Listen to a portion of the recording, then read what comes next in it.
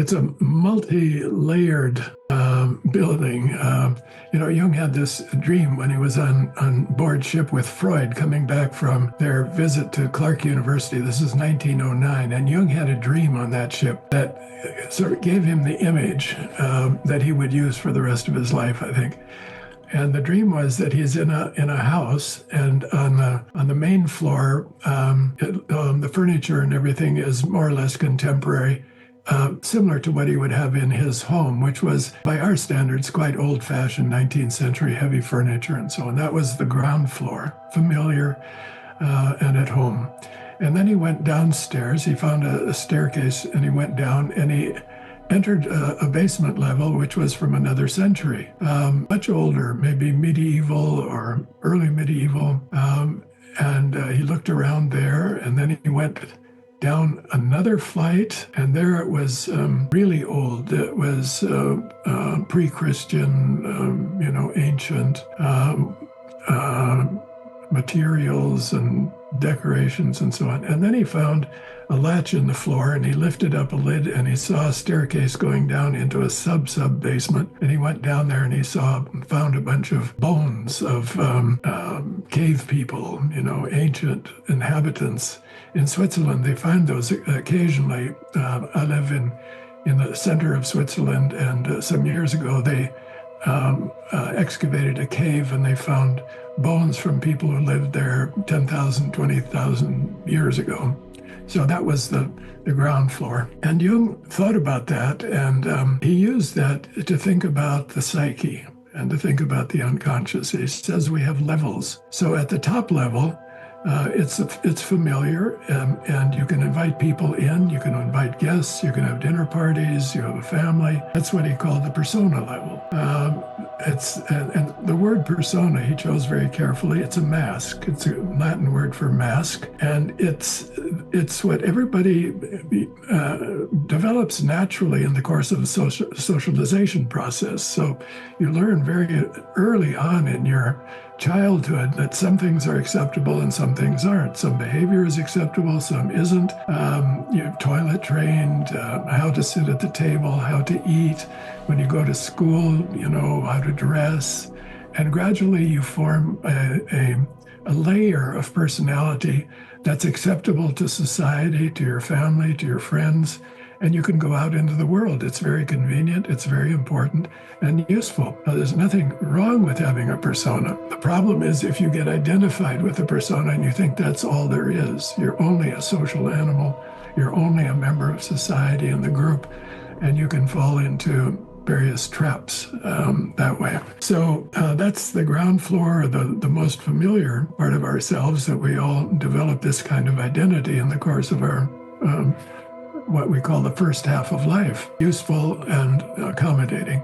But what it leaves out are aspects of the personality that are not acceptable to the culture that you grow up in. They might be acceptable in other cultures, but in yours they aren't. And so you leave these things out, but they don't go away. These are attitudes and feelings and impulses that have you could say, a conventional acceptable form and an unconventional unacceptable form.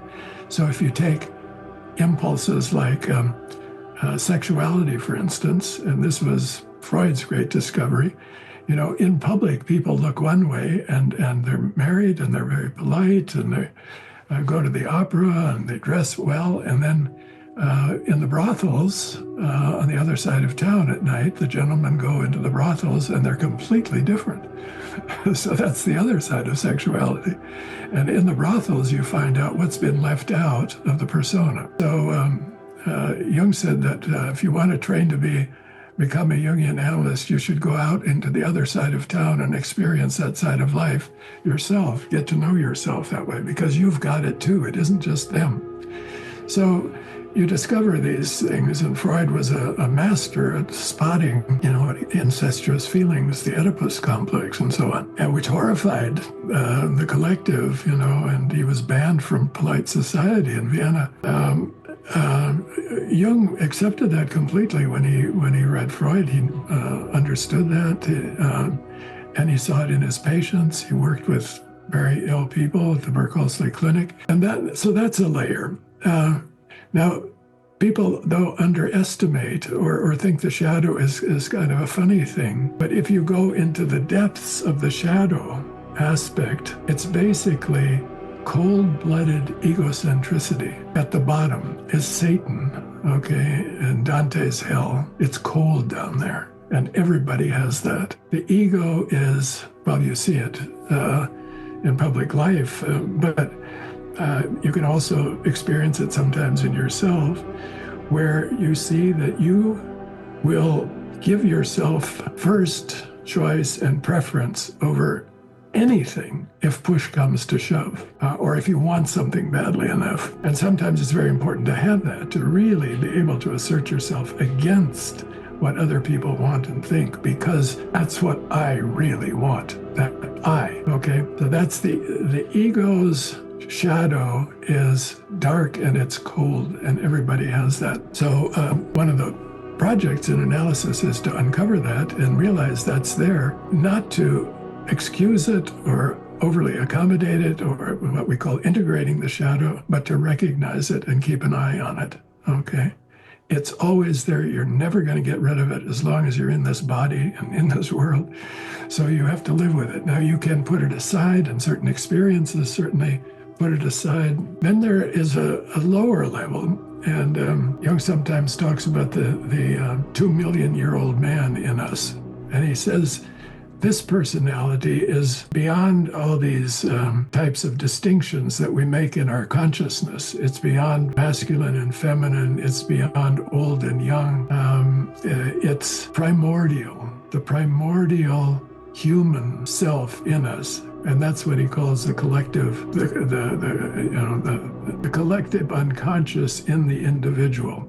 Now, the collective unconscious itself is much bigger than the individual. It is like an ocean or like a mighty river that we participate in. But we have this deep, deep level of unconsciousness that we can get a glimpse of once in a while, usually in our dreams or visions. There's something that he called the animus and the anima, and those are below or apart from the shadow. They're also in the unconscious. They can team up sometimes. They're also projected mostly, like the shadow is usually projected. We find it outside ourselves, not inside ourselves.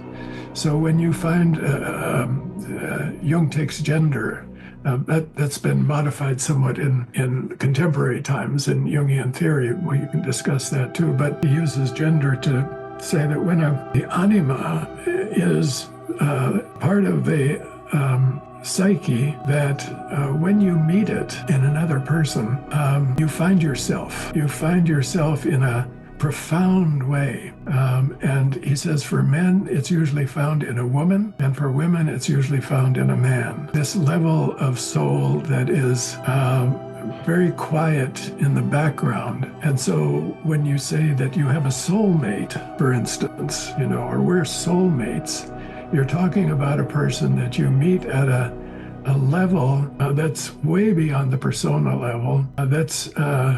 You could only express the feelings in music, maybe, or in poetry. They are ineffable.